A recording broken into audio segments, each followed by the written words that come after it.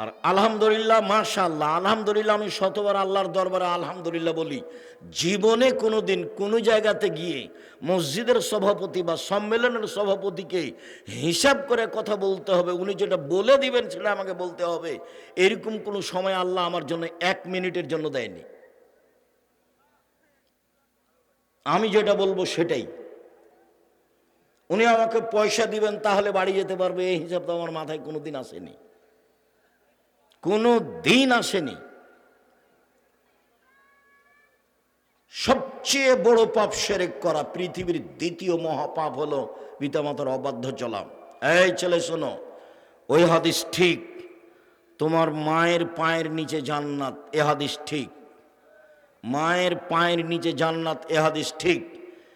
আমি আব্দুর রাজ্জাক বিন ইউসুফ বিবাহ পড়াতে গেছি, আপনার দুবাই গেছি বিবাহ পড়াতে, আমি বিবাহ পড়াতে মালয়েশিয়া গেছি, আমি বিবাহ পড়াতে চট্টগ্রাম গেছি।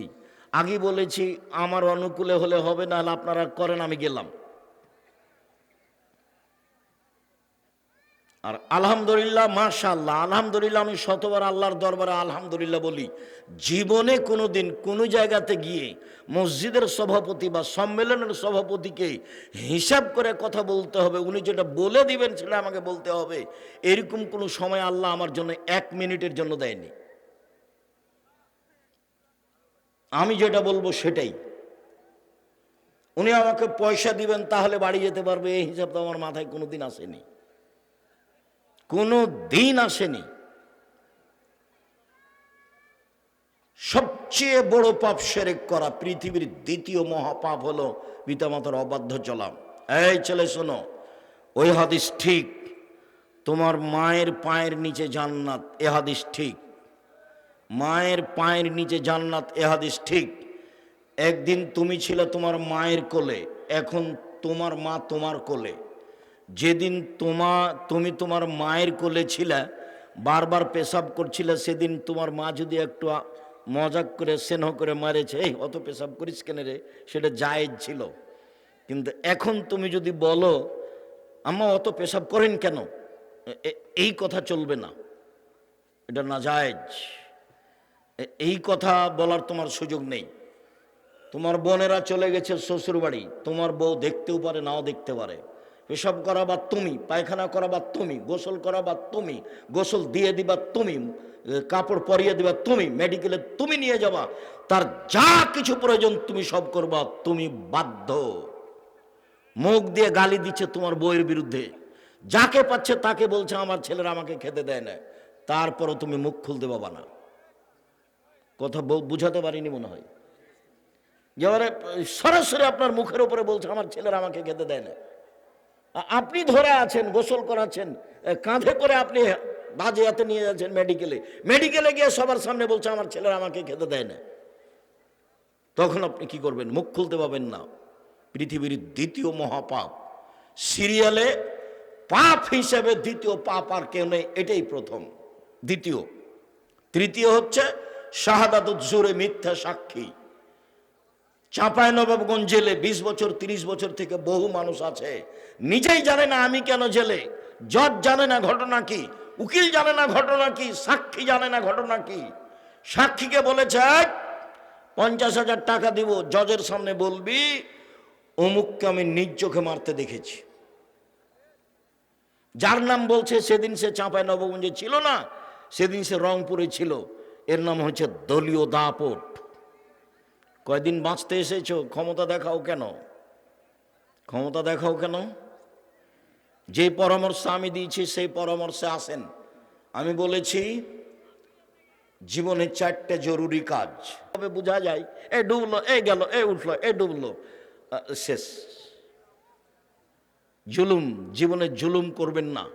সহজ পথ, 5 ওয়াক্ত সালাত, হালাল রুজি। হালাল রুজিতে আমি বলেছি চকলেট বিক্রি করে খাওয়ার কথা, আমি চকলেট বিক্রি করে খেতে বলিনি। আমি বলেছি চকলেট বিক্রি মানে কম পয়সার ব্যবসা, চকলেট বিক্রি মানে কম পয়সার ব্যবসা। ধোঁকাবাজি কেন? শুনুন সম্মানিত দিনী ভাই বোন, এখানে আর একটা কথা বলা থাকছে, সময়ের গতিতে আসতে পারে। উপার্জনের জন্য 4টা পথ। এক, দিন মজুরি, কিষান কামলা, পাট খাওয়া, সন্ধ্যায় টাকা শেষ। 2 চাকরি, 25 দিনে টাকা শেষ হয় সাধারণত। 3 জমি চাষ, হয় সমান সমান না হয় লস। 4 ব্যবসা। তখন আল্লাহ রসুল বলছেন ইন্না তাজিরা সাদিকাল আমিন ইয়াকুনু ইয়াউমাল কিয়ামাহ সাদা সিদ্দিকিন আল আম্বিয়া, সত্যবাদী বিশ্বস্ত ব্যবসায়ীরা বিচারের মাঠে নবীগণের সাথে থাকবেন। কিন্তু অবাক কথা, ইব্রাহিম আলাইহিস সালামের সাথে থাকা যাবে। ব্যবসায়ী ও জাপান থেকে মাল নিয়ে আসে ইনপোর্টে, চট্টগ্রামে নামাই, সেই ব্যবসায়ী জি না। যে বাদাম বিক্রি করে সেও ব্যবসায়ী, যে চকলেট কলা বিক্রি করে সেও ব্যবসায়ী। সত্যবাদী হতে হবে। ঘটনা এমন কেন সেটা অন্য সময়ে। 1 দিন মজুরি। আল্লাহ রসুল বললেন ঘাম শুকানোর আগে টাকা দিয়ে দাও, টাকা দিয়ে দাও, টাকা দিয়ে দাও। কিষান কামলার টাকা সন্ধ্যায় দিয়ে দাও। আর চাকরি মাসিক বেতন নির্ধারিত করলেন, তারপর বলেন এই সাবধান, এই সাবধান, যা বেতন দিয়েছি সেটাই, কোন রকম করে যদি আবার টাকা ইনকাম করো তাহলে এটা আত্মসাৎ, সাবধান। 3 জমি চাষ। অন্তর শক্ত হয়ে যায়, পছন্দ করছেন না আল্লাহর নবী, অন্তর শক্ত হয়ে যায় জমি চাষে, মানুষ ভীরু হয়ে যায়, মানুষ সঠিক পথে আগাতে পারে না জমি চাষ। তাহলে 3টেরই খুব ভালো ফল বললেন না। 4 ব্যবসা।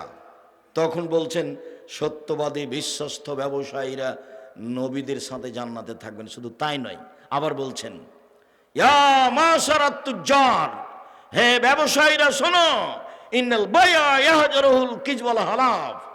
ব্যবসাতে মিথ্যা কথা চলে আসে, কসম চলে আসে।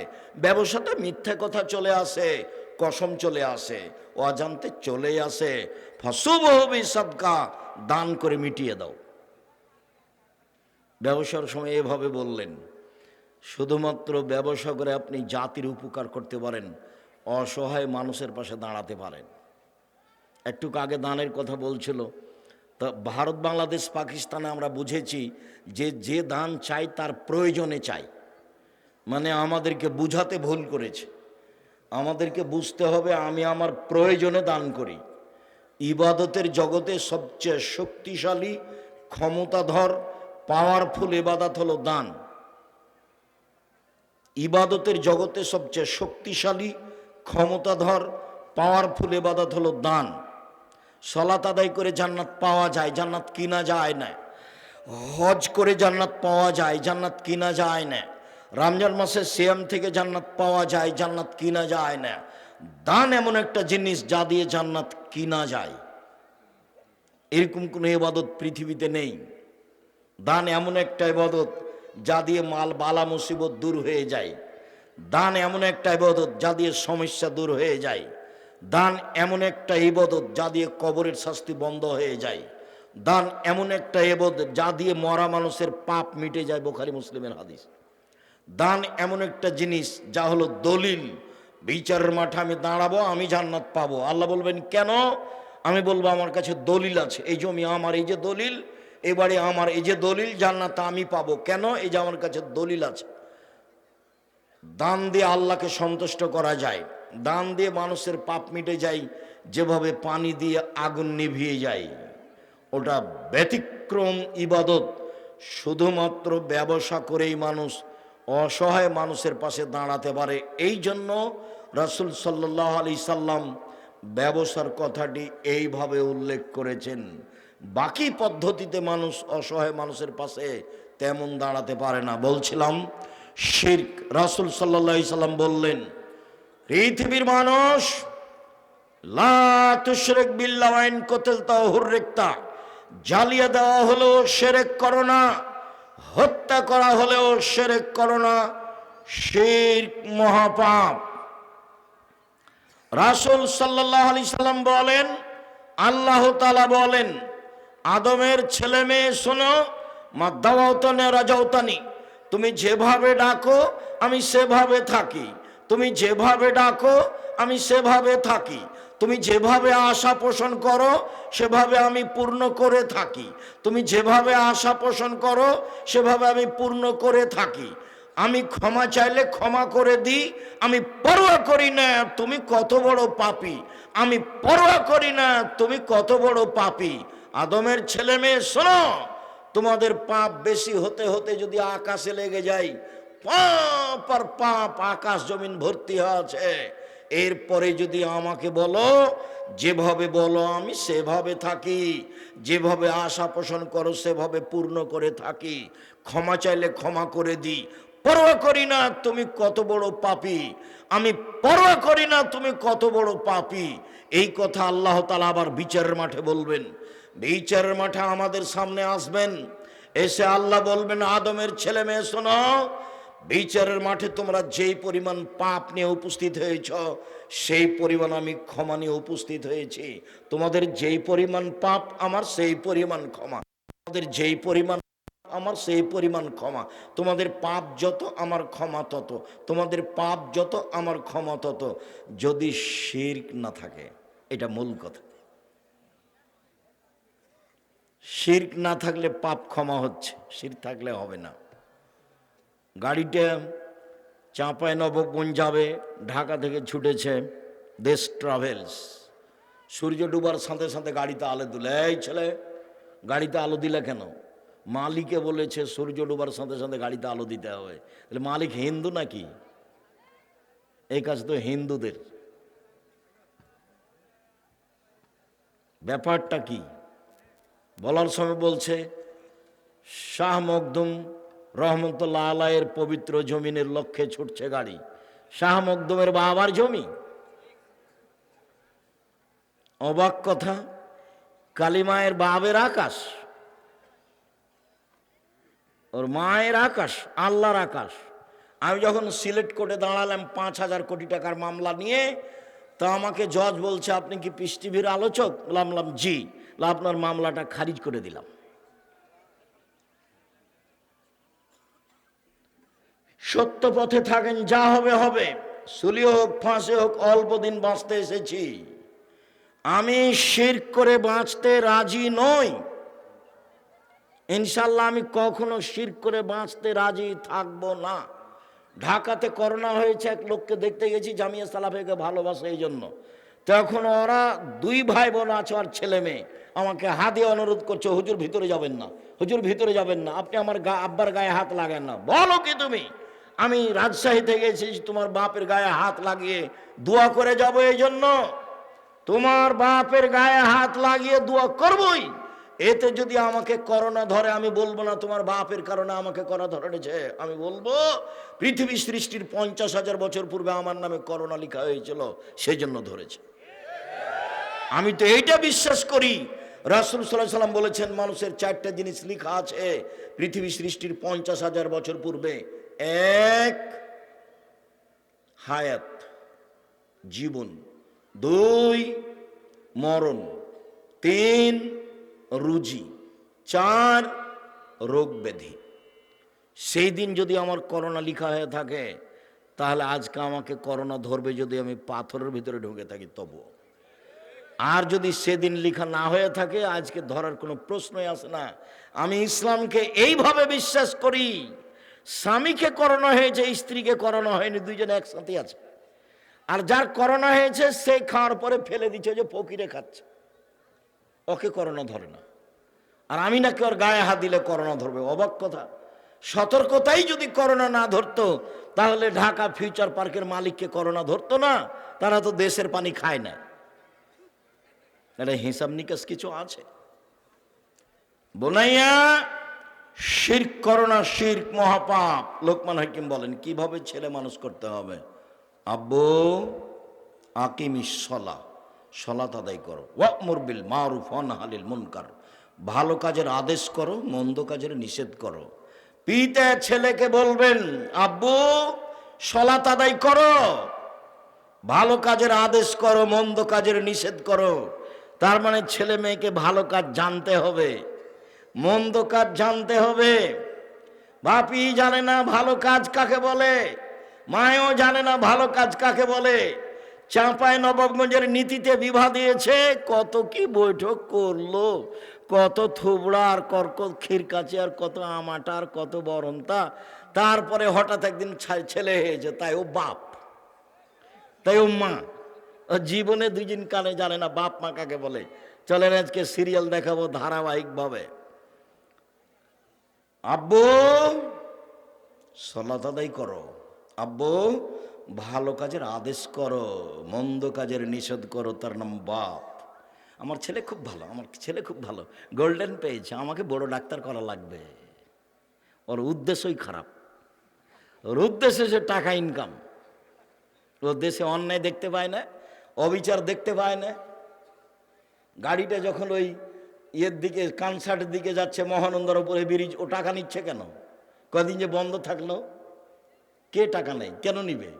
জাঁদাবাজি করে খাও, হিসাব পাও না কেন? দাগাবাজি করে বেড়াও, জুয়াচুরি করো কেন? রাহাজানি করো কেন? অবিচার করো কেন? অন্যায় করো কেন? পৃথিবী অনেক বড়, নিজে উপার্জন করে নিজে খাই, আরে দিন মজুরি করে খাবো, তাতে কি আছে? মানুষের বাড়িতে কাজ করে খাবো, অরাজকের সাথে আমি নই। দোকানে বসে আড্ডা পিটতে রাজি নই। এশার সালাত আদায় করে বাড়িতে গিয়ে ঘুমিয়ে যাব।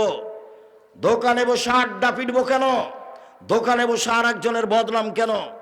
তোমার জীবন 16 আনাই মিছে, মনে রেখো। তুমি, তোমাকে দেখলে আমাকে ওই পদ্য বলে মনে হয় যেই পদ্যে বলা হলো, বাবু বলছে মাঝিকে, মাঝি চাঁদ কেন বাড়ে কমে রে? মাঝি বলছে ওইসব কি আর আমি জানি? আরে দেখি তোর জীবন 4 আনাই মিছে। মাঝি এসব হয় কেন রে?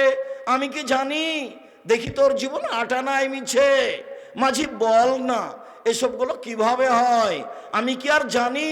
দেখি তোর জীবন 12 আনাই মিছে। বাতাস উঠেছে, নৌকা হিলে উঠেছে। মাঝি বলে বাবু সাঁতার জানো বাবু? তো বাবু বলছে না রে মাঝি না। মাঝি বলছে এখন বাবু তোমার জীবন 16 আনাই মিছে, তোমাদের বাপ বেটার জীবন 16 আনাই মিছে। আমি আব্দুর রাজ্জাক বিন ইউসুফ বলে গেলাম। জীবনে কিছু করে গেলে না তোমরা, শুধু মানুষের সাথে অন্যায় অবিচার করে গেলে। দেবীনগরে আমার ক্লাস ফ্রেন্ড আব্দুল হাজি চেয়ারম্যান হয়েছে, তো বলছে আব্দুর রাজ্জাক তোর তোর তোর গ্রাম দিয়ে যে রাস্তাটা তোর বাড়ির উপর দিয়ে যাবে, ওখান দিয়ে তো কি করবি? তো বলছে এক কাজ কর, যখন আমাদের বাড়ির সামনে যাবে তখন রাস্তাটা আমাদের জমিতে এইভাবে নিয়ে চলে যাবে, আবার ঘুরে এসে এভাবে যাবে। তো হাসছে, বলে এইভাবে বলছিস কেন? ওর কোনো সমস্যা নেই, ও করে দে। তার যদি মনে করিস যে 5 জনকে জিজ্ঞাসা করে করব, তো এই এন্তাজ মেম্বারকে বলিস যেটা বলবে সেটা করিস, বলে তোরা আসবি না, ওসব কাজে আমি যাই না। ওই সামাজিক এসব নোংরা কাজে আমার মুখের উপর আর একজন কথা বললো, এটা আমি জানি। ওদের যেটা ভালো লাগবে দখল করে নিতে বল। আমার ভাগ্নি বলছে যে ওরা বলছে, তুমি চুপ থাকবে, যা করবে করে নিবে। সম্মানিত দিনী ভাই বোন, জীবনে প্রতিশোধ নেবেন না, সফল হবেন। প্রতিশোধ নেবেন না জীবনে, আর কারো বদনাম করবেন না। যা হবে হবে, ধসে যাক, বহে যাক, ডুবে যাক, মান সম্মান হারিয়ে যাক, তাতে আসে যায় না। পাল্টা তার বদনাম করতে রাজি নই, করব না বদনাম, যা হবে হবে। তার বিরুদ্ধে মামলা করব না, জমি দখল করেছে। মামলা কারো বিরুদ্ধে করে মানুষকে জেল হাজত দিয়ে 1 মিনিটের জন্য আমি বাঁচতে রাজি নই। সম্মানিত দিনী ভাই বোন, শুনুন, কিভাবে ছেলে মেয়েকে জাহান্নাম থেকে বাঁচাবেন, শিক্ষিত কিভাবে করবেন। এবার শুরু হয়ে গেল একসাথে বাপ মা জিম্মেদার। একই ভাষা আল্লাহ রসুলের মুখের, একসাথে মাও জিম্মেদার, বাপও জিম্মেদার, বাপও জিম্মেদার, মাও জিম্মেদার, একসাথে একই ভাষা। চলেন দেখি কয়েকটা। আবু হুরায়রা রাদিয়াল্লাহু তাআলা আনহু বলেন, রাসূল সাল্লাল্লাহু আলাইহি ওয়াসাল্লাম বলেছেন, কুল্লু মাউলুদিন ইউলাদু আলাল ফিতরা, প্রত্যেকটা ছেলে মেয়ে ইসলামী ধারণ ক্ষমতা নিয়ে জন্মগ্রহণ করে। ফাবুহু ইউহাবেদানিহি, তার পিতামাতা তাকে ইহুদি করে দেয়। ইমাজ্জিসানিহি, তার পিতামাতা তাকে আগুন পূজক করে তোলে। ইনাসরানিহি, তার পিতামাতাকে খ্রিস্টান করে তোলে। এই ছেলে বসো, ব্যস্ত হচ্ছ কেন তুমি? চায়ের স্টলে যারা এখন আছে, তুমি কি মনে করছো তারা সফল? তারা হলো নিম্ন শ্রেণীর মানুষ। আমি আব্দুর রাজ্জাক বিন ইউসুফ এখানে এসেছি, ও চায়ের স্টলে কেন? আপনি কি বুঝাতে চাচ্ছেন? যেখানে জিলাপি বিক্রি হচ্ছে সেখানে আপনার মেয়ে কেন গেছে? ও ক্লাস 10-এ পড়ে, ওকে হিন্দুর মেয়ে নাকি? ওই হিন্দুর মেয়ে। আপনি বাপ, আমি আপনাকে বাপ বলে ডাকতে নিষেধ করেছি, আপনার মেয়ে যেন আপনাকে চাচা বলে ডাকে। চলেন আপনাকে দেখাচ্ছি আজকে। আর আপনার স্ত্রীকে আপনার মেয়ে যেন খালা বলে ডাকে। আপনি বাপ হিসেবে উপযুক্ত বাপ নন, এই জন্য আপনাকে চাচা বলে ডাকা উচিত। আমি নিশ্চিত জানি আপনি বাপ, আমি জানি আপনি বাপ, তারপরে আমার আফসোস বলছে, আমার দুঃখ বলছে আপনার ছেলে আপনাকে চাচা বলে ডাকুক। জবাব আমি দিব কেন? ওই যে ওখানে মেয়ে আপনার দোকানে বসে আড্ডা পিটছে, জিনিস কিনছে, ওর বাপ নেই, ওর ভাই নেই, ওর স্বামী নেই, ওর দেবর নেই, ওর ভাসুর নেই, ওর বোনের ছেলে নেই, ওর ভাইয়ের ছেলে নেই। ও কোন শরমে ওখানে এই যে জিনিস কিনে? কোন শরমে কিনে? কোন হায়াই কিনে? কোন লজ্জায় কিনে? ওর বাপ কাপুরুষ সেই জন্য যায় ওখানে, ওর স্বামী কাপুরুষ সেই জন্য যায়।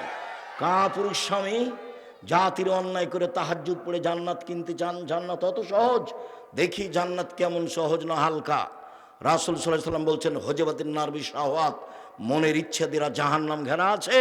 হজবাতে জান্নাত বিমাকারে, নিয়ম নীতি, কষ্ট, ক্লেশ, ত্যাগ, তিতিক্ষা, অনেক কিছু দিয়ে জান্নাত ঘেরা আছে। জান্নাত তো সহজ নয়, জাহান্নাম সহজ। মন মতো চললেই জাহান্নামে যাওয়া যায়। জাহান্নাম যেতে কষ্ট লাগে না, সমস্যা হয় না। রাসূল সাল্লাল্লাহু আলাইহি সাল্লাম বলছেন, প্রত্যেকটা ছেলে মেয়ে ইসলামী ধারণ ক্ষমতা নিয়ে জন্মগ্রহণ করে।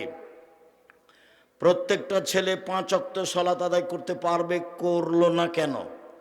প্রত্যেকটা ছেলে এশার সালাত আদায় করে বাড়ি চলে যেতে পারবে, গেল না দোকানে বসলো কেন?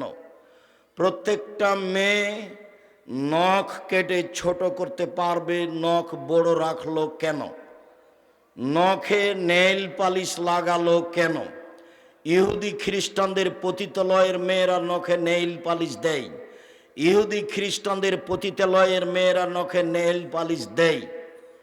ভুরু তুলে চিকন করলো কেন? দাঁত ছিলে চিকন করলো কেন? মাথার সামনের চুল ছোট করলো কেন? পুরুষের পোশাক শার্ট প্যান্ট পরেও বাজারে যায় কেন? ভ্যানিটি ব্যাগ কাঁধে করেও বাজারে যায় কেন? ওর স্বামী নেই, ওর বাপ নেই, ওর মানেও গেল কেন?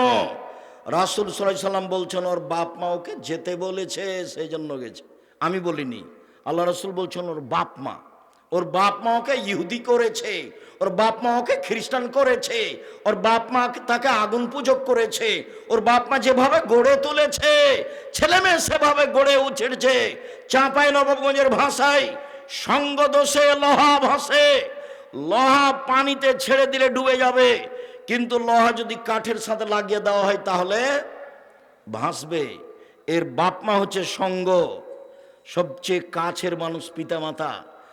তার পিতামাতাই তাকে পশু বানিয়েছে, সেই জন্য পশু হয়েছে।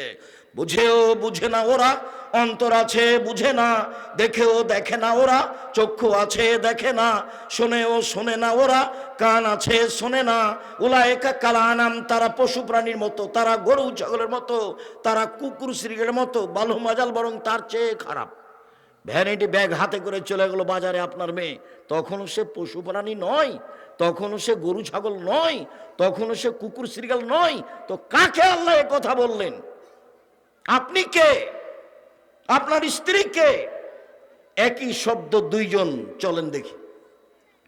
আব্দুল্লাহ ইবনে উমর রাদিয়াল্লাহু তাআলা আনহু বলেন, রাসূল সাল্লাল্লাহু আলাইহি ওয়াসাল্লাম বললেন, আর রাজুলু রাইন ফি আহলি বাইতিহি ওয়া হুয়া মাসউলুন আন রায়াতিহি, যে বাড়ির মালিক, ছেলে মেয়ের বাপ, স্ত্রীর স্বামী, তাকে তার ছেলে মেয়ে সম্পর্কে বিচারের মাঠে জবাব দিতে হবে। জবাবে পরাজয় হলে জাহান্নাম হবে, তাহাজ্জুদ দিয়ে বিচারের মাঠে টিকতে পারবে না।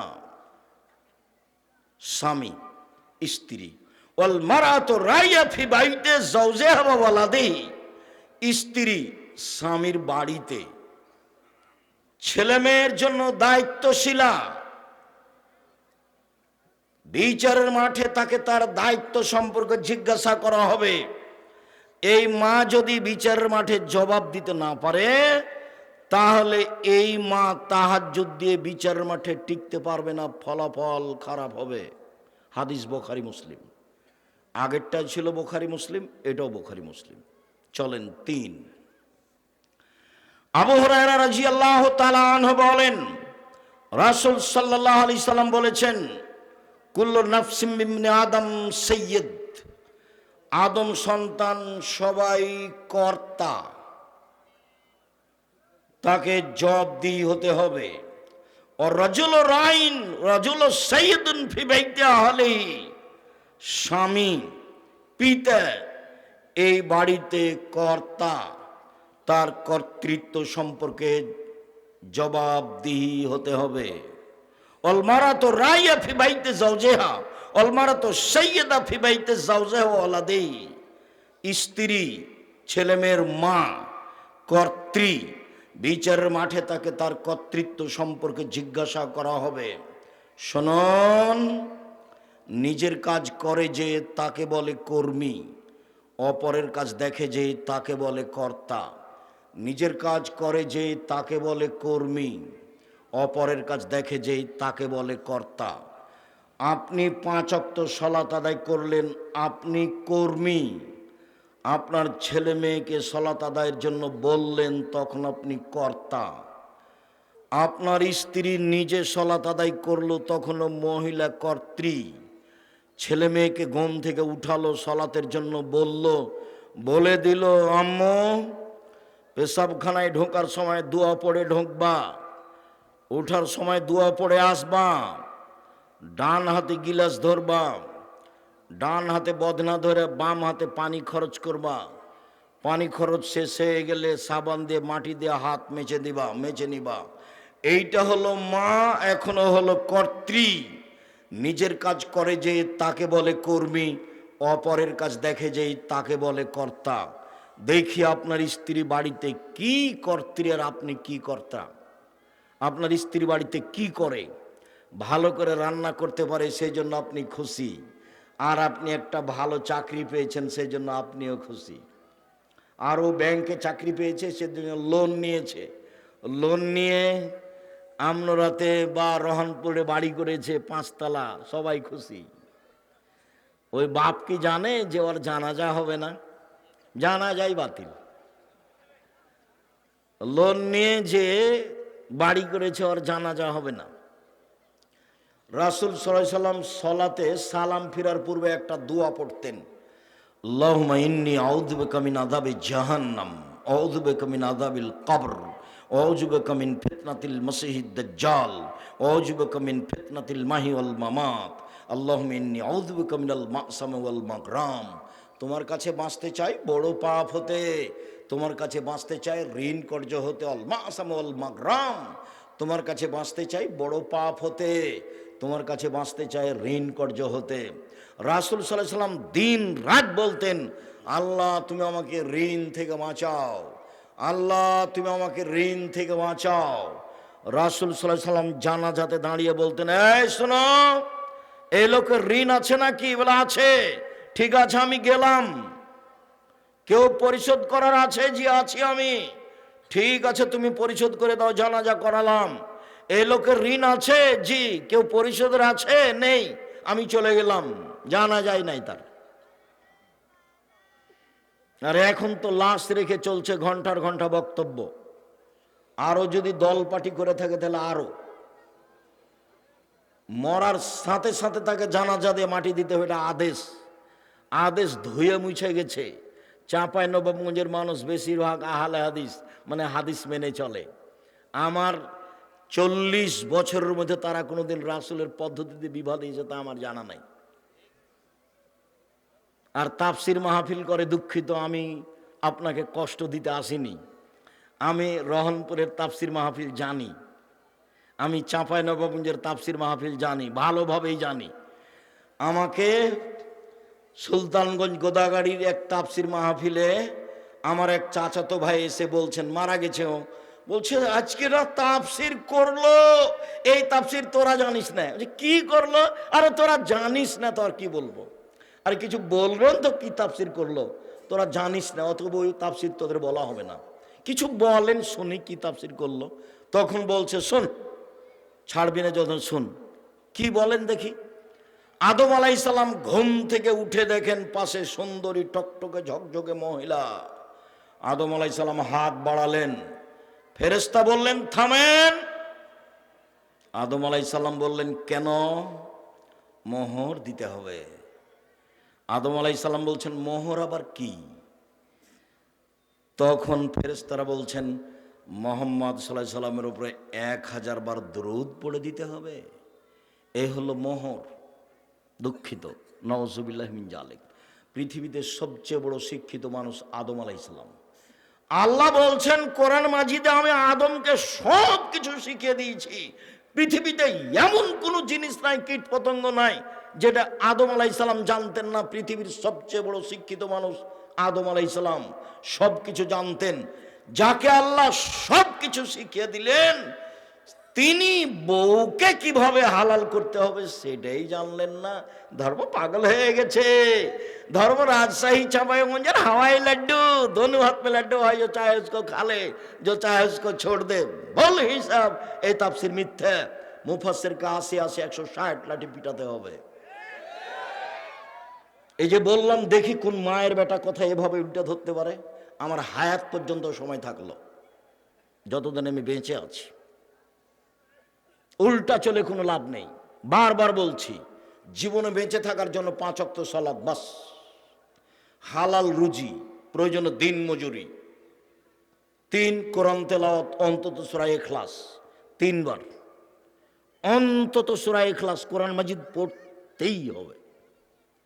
অন্তত সূরা ইখলাস 3 বার পড়েন সকালে, তাহলে আল্লাহকে বলতে পারবেন পড়েছি। 4 আড্ডা পিটা চিরদিনের জন্য হারাম, জান্নাত হবে ইনশাআল্লাহ। আড্ডা পিটা চিরদিনের জন্য হারাম, জান্নাত হবে ইনশাআল্লাহ। শুনুন সম্মানিত দিনী ভাই বোন, এতক্ষণ পর্যন্ত স্বামী স্ত্রী একসাথে ছিল ছেলে মেয়েকে লালন পালন করার জন্য। এবার শুধু স্বামী, শুধু পিতা, এরপরে শুধু মা আসবে এক সময়, এক খেলে চেয়ে থাকেন। আবু হুরায়রা রাদিয়াল্লাহু তাআলা আনহু বলেন, রাসূল সাল্লাল্লাহু আলাইহি সাল্লাম বললেন, মান ওয়ালাদালাহু ওয়ালাদুন ফালিহসান ইসমাহু, কারো যদি ছেলে মেয়ে জন্ম নেয়, পিতা যেন সুন্দর একটা নাম রাখে। ও আদাবাহু, তাকে যেন শিষ্টাচার শিখিয়ে দেয়। পিতার 1 নাম্বার জিম্মেদারি, ছেলের একটা সুন্দর নাম রাখতে হবে। আপনার ছেলের নাম এত বড় কেন? শেষে পীর ফকিরদের মতো আওলাদে রাসূল 3টা 4টা জড়িয়ে বলছেন। আবার আমি যখন জিজ্ঞাসা করছি তোমার নাম কি, তখন একটা বলল, তখন আপনি আর আপনার স্ত্রী 2জন মিলে বলছেন ভালো নাম বলো আব্বু, ভালো নাম আব্বু বলো, ভালো নাম আব্বু বলো। 2জন মিলে শয়তান বলে ডাকেন, আর এখন ভালো নাম বলবে? 2জন কি আসলেই মানুষ? স্বামী স্ত্রী কি আসলেই মুসলমান? এ নাম আপনি রাখলেন কিভাবে? আল্লাহ রাসূল বলছেন পৃথিবীর মানুষ শোনো, সবচেয়ে উত্তম নাম রাখো আব্দুল্লাহ, আব্দুর রহমান, আব্দুর রহিম, আব্দুল সত্তার, আব্দুল জব্বার, আব্দুর রাজ্জাক, আব্দুল গাফার, আব্দুল হামিদ, আব্দুল মুসাব্বির। গুণবাচক নাম রাখো। 2 নবীদের নাম রাখো, ঈসা, মুসা, মোহাম্মদ, আহমদ, ইব্রাহিম, ইদ্রিস, ইয়াহিয়া, সুলাইমান, দাউদ। নাম মায়েরা খেয়েছেন দুনিয়াতে, রতন নাম রাখলেন কেন? আমি আপনাকে বাপ বলিনি, আপনার